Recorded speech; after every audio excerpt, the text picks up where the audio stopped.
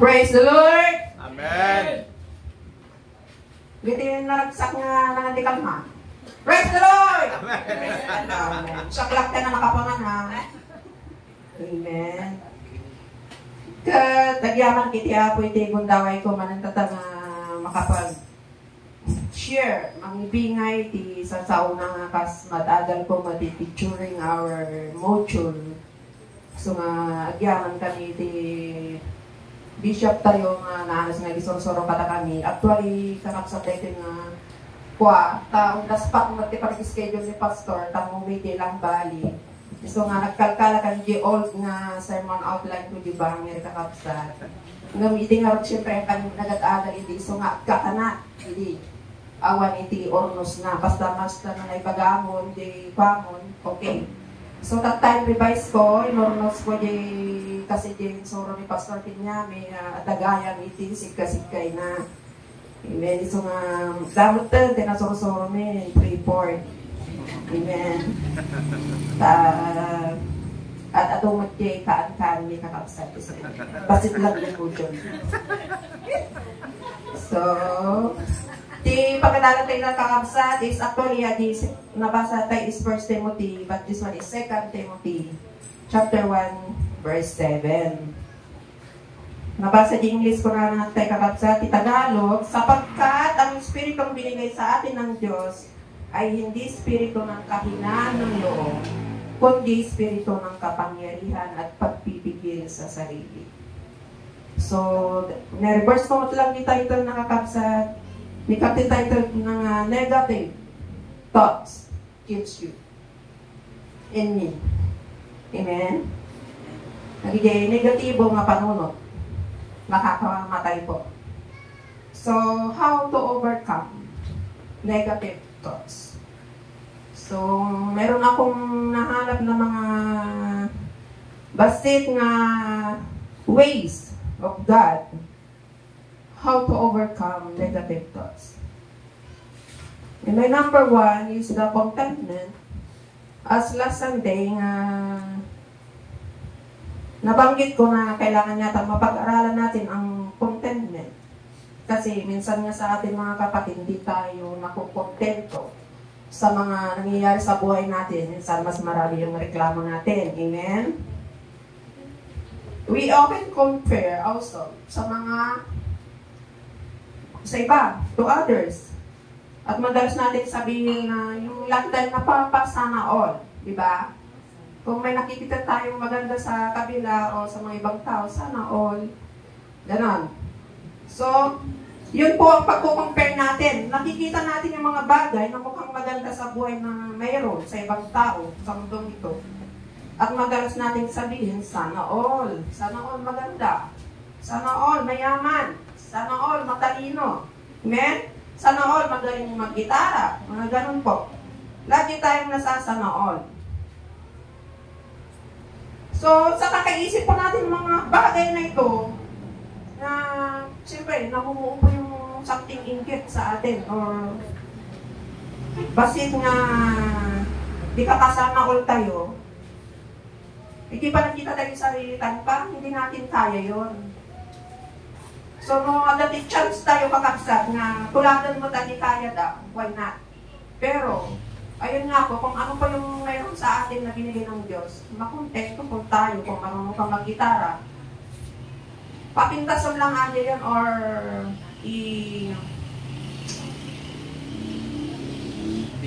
i-upgrade mo pa eh. Ajay talentong, ito iti ako. Iwasan po natin yung sana all dahil may kanya-kanya po tayo. Amen? Amen. May kanya-kanya tayo ano. At sa katagalan po, dahil sa kakaisip po natin yung mga negative na yun na buti pa siya, buti pa si sister, buti pa si brother. Minsan bumababa po yung tingin natin sa ating sarili.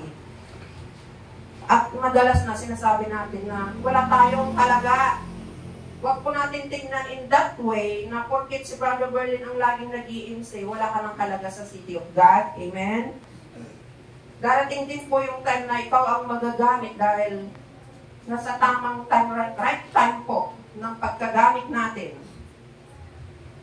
Kaya, kung gusto po natin na sumabay or gayahin si bro Bernardo, pwede po tayong mag-suggest na pwede rin ba akong magamit. Ganon, amen? Para hindi po tayo nag-think ng negative na pa nila ni Brother Merlin hindi magagamit ang super paborito na. Amen? Ayun, tuloy ayun niya. Nag-iisip po tayo ng mga ganitong negatibo dahil po sa mga we think of this thing because of fear. Dahil sa mga takot. Huwag apan kayo kapsat mo magagamit, pero takot ka namang magamit. Takot kang punta sa harapan. Lahat po tayo takot ka tulad ko ngayon. Nervous pa ako sa totoo.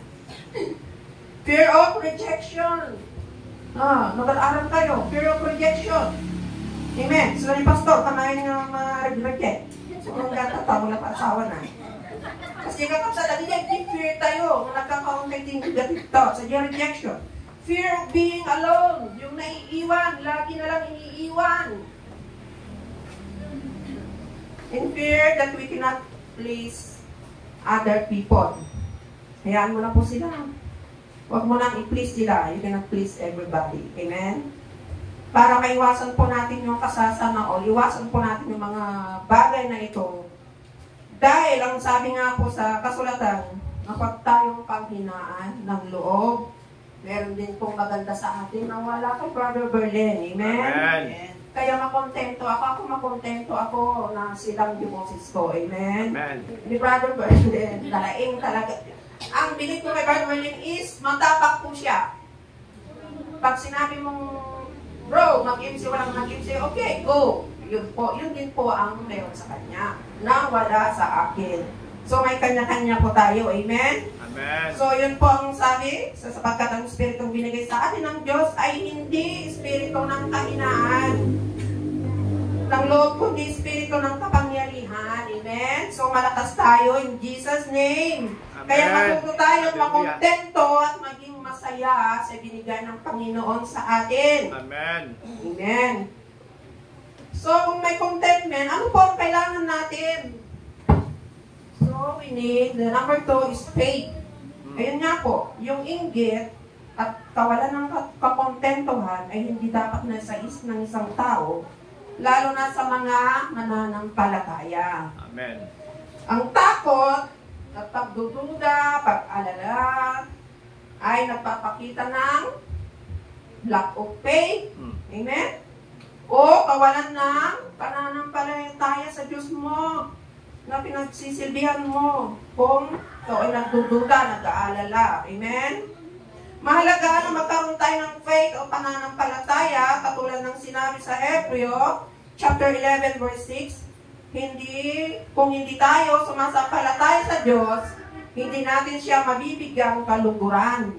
Sapagkat ang sino mang lumalapit sa Diyos ay dapat sumampalatayang may Diyos na nagbibigay gantimpala sa mga nananalig sa Kanya. Amen. Amen? Amen. So yun po ang lakas natin na yung pananampalataya natin, katulad ng sinabi ni Pastor, increase my faith, Lord. Yun po ang kailangan natin para tapos mapunutan tayo din ng contentment kakapsat. Kailangan natin ng pananampalataya sa Panginoon. Amen.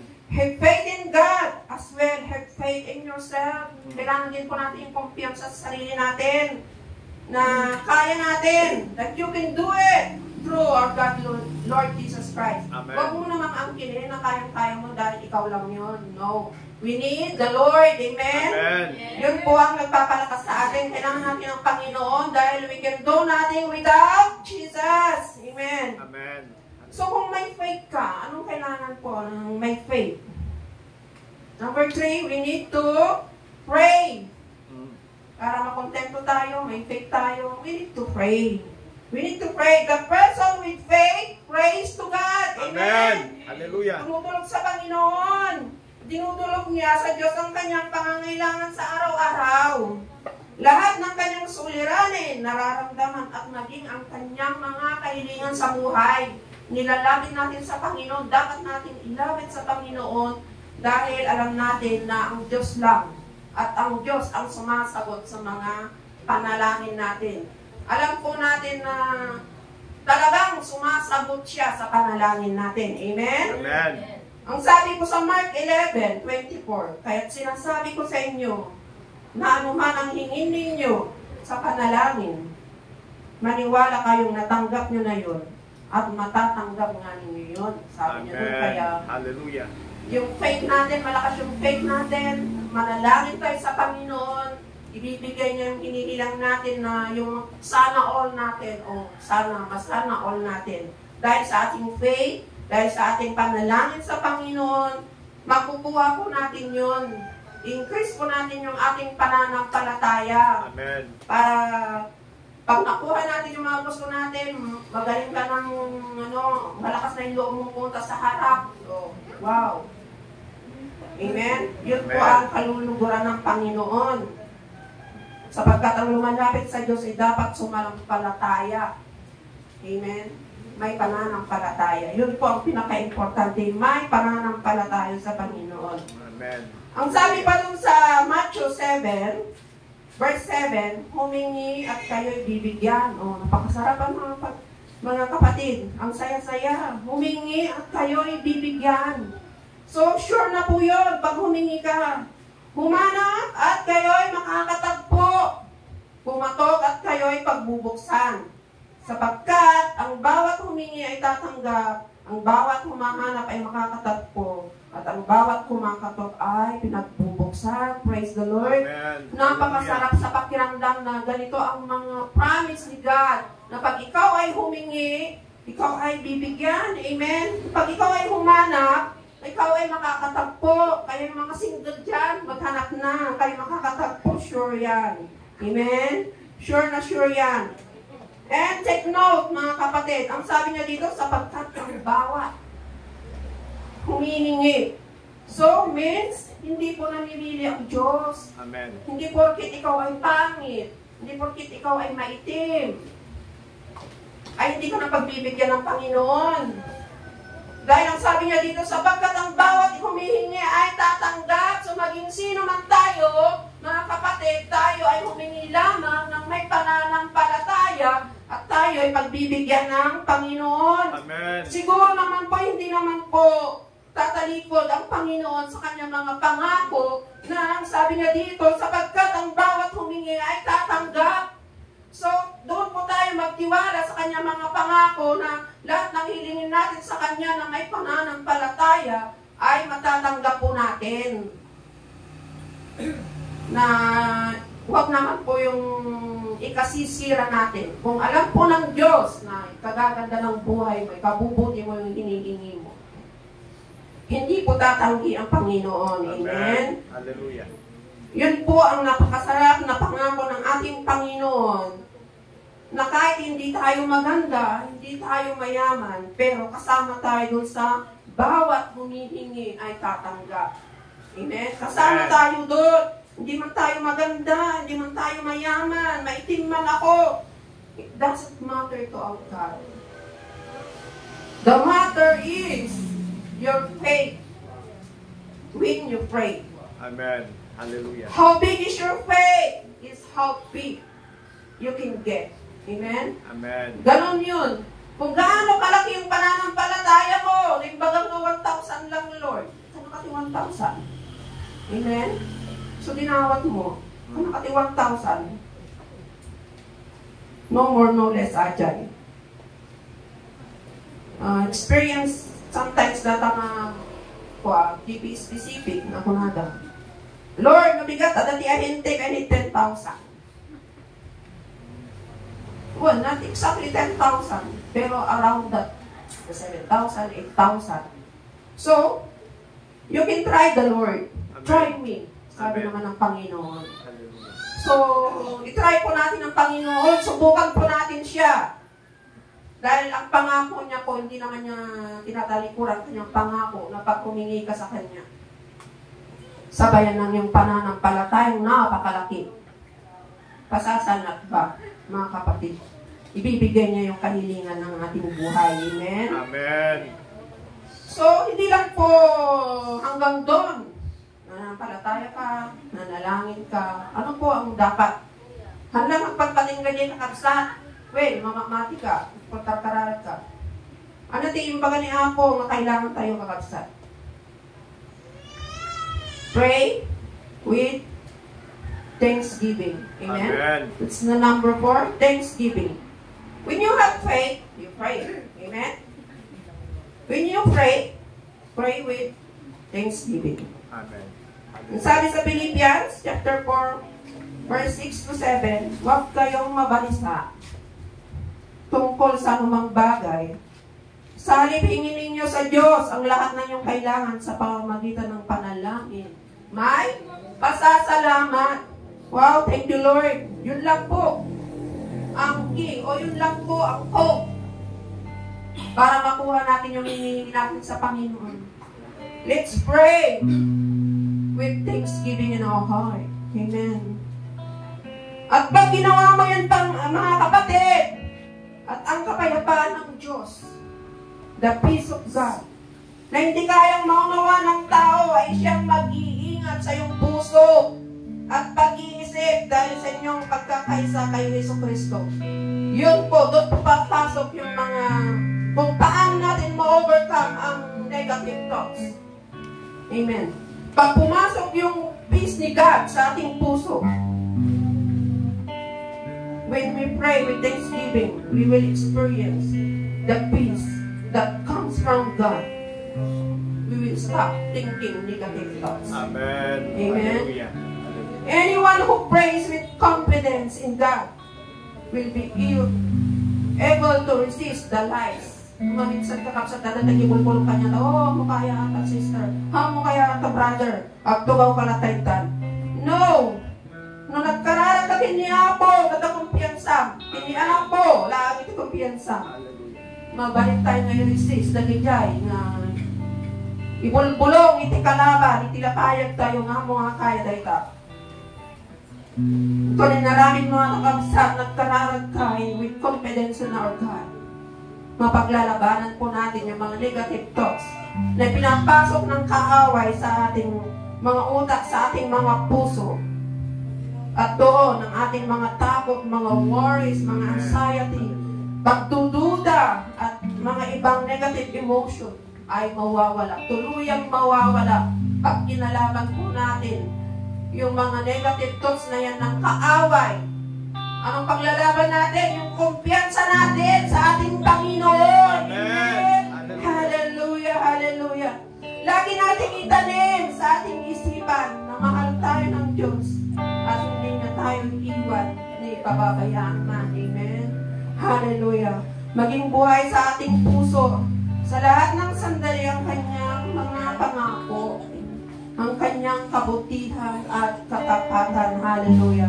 Napakasarap po na ipunin sa ating mga puso ang mga pangako ng Panginoon na napakasarap na mga pangako, napakaraming mga pangako para lang po maiwasan natin ang pag-iisip ng mga negatibo na nakakamatay po ng ating pananampalataya sa Kanya. Tanging ang Kanyang mga magagandang pangako, ang Kanyang pagmamahal, ang Kanyang katapatan, ang Kanyang kabutihan po ang ilagay natin sa ating puso at isipan. At doon po, hindi na po tayo mag-iisip ng mga negatibong bagay. Hallelujah. Amen. Hallelujah. Hallelujah. Hallelujah. Oh, hallelujah. Thank you, Lord. We thank you.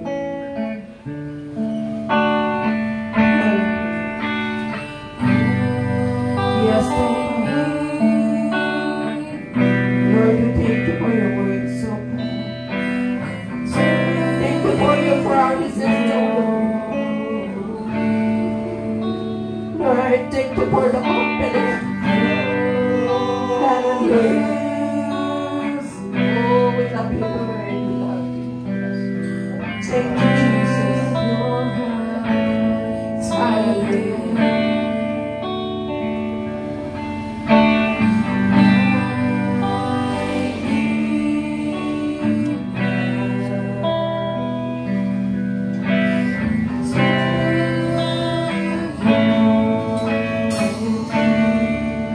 Tumayo po tayong lahat. Hallelujah. Oh, precious Jesus. Hallelujah. Hallelujah. Yung mensahe po ng Panginoon negative thinking will kill you. Para bagang sa isang awit, too much love will kill you. Huwag po nating papasukin, mga kapatid, ang mga negatibong bagay sa ating kaisipan. Paano ka papatayin ng negatibong kaisipan? Kapag hinayaan po natin ang mga negatibong bagay ay pumapasok sa ating kaisipan, unti-unti mawawalan ka po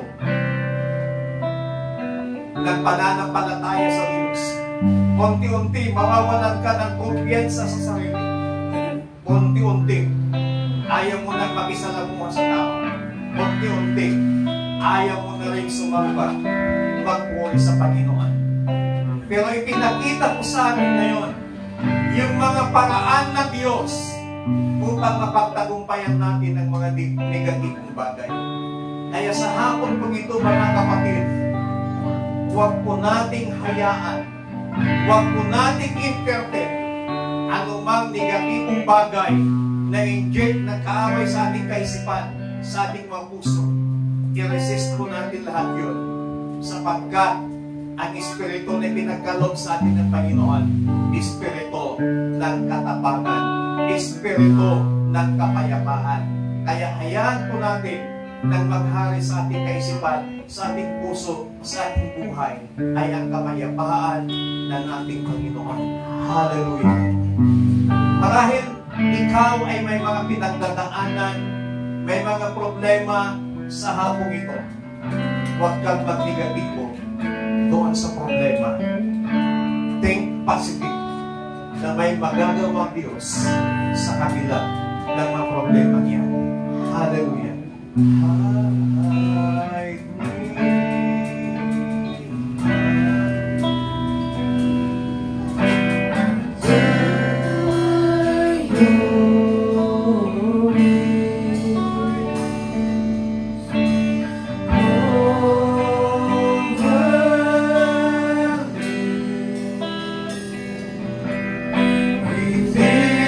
Your mighty hands, when the oceans rise and thunders roll, I will soar with you under the storm.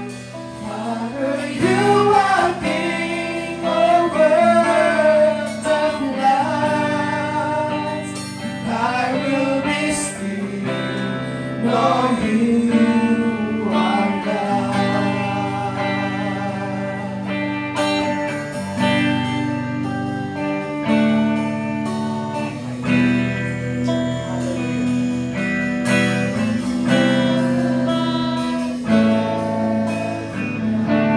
Five times my soul. Bless my soul.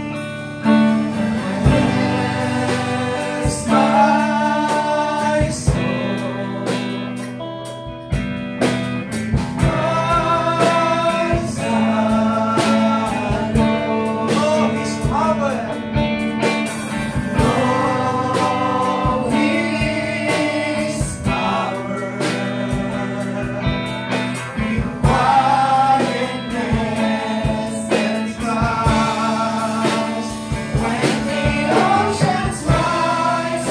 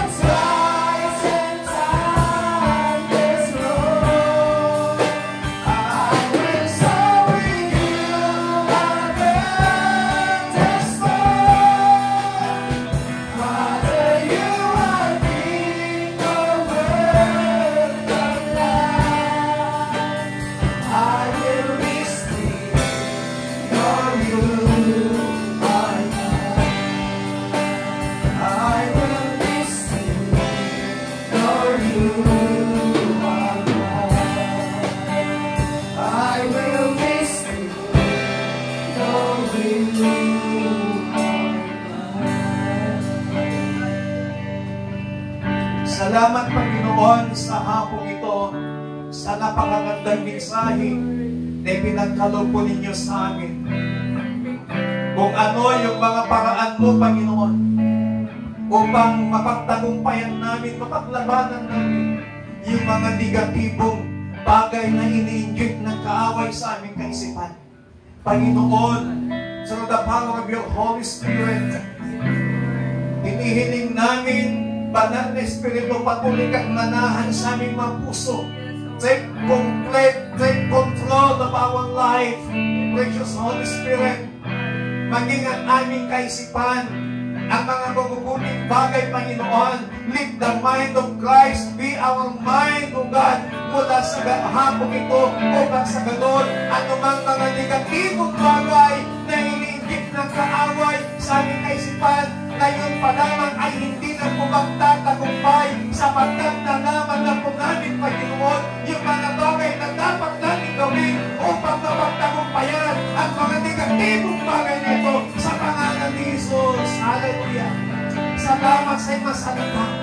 Salamat, Panginoon, sapagkat patuloy mo kaming tinuturuan kung ano mga bagay na dapat namin gawin upang ikaw ay patuloy na malugod, upang ikaw ay patuloy na mapapulihan sa aming mga buhay, Panginoon. Salamat sa iyong lingkod na siya mong ginamit. Ang aming panalangin, patuloy mo siyang gamitin, may pinagpawag ulit. Patuloy mo siyang bigyan ng mas madaming pagpapunawa, kalaman, pagkukol sa inyong masalita. Salamat ng maraming, Panginoon. Hayaan po ninyo ng mga ways na ito, Panginoon, ay may apply namin sa aming pang-araw-araw na pamumuhay upang mapagtagumpayan ang mga negatibong kaisipan sa aming mabuhay na kung saan yan ang papatay sa amin, yan ang magdadala sa amin sa buhay na kapahamakan. Subalit salamat, Panginoon, dahil pinalalahanan mo kami sa hapon ito. Salamat ng marami. Salamat po sa lahat ng kapulihan. Pasasalamat sa tanging pangalan ng aming Panginoong Hesus. Ang lahat ay magsabi ng Amen! Hallelujah!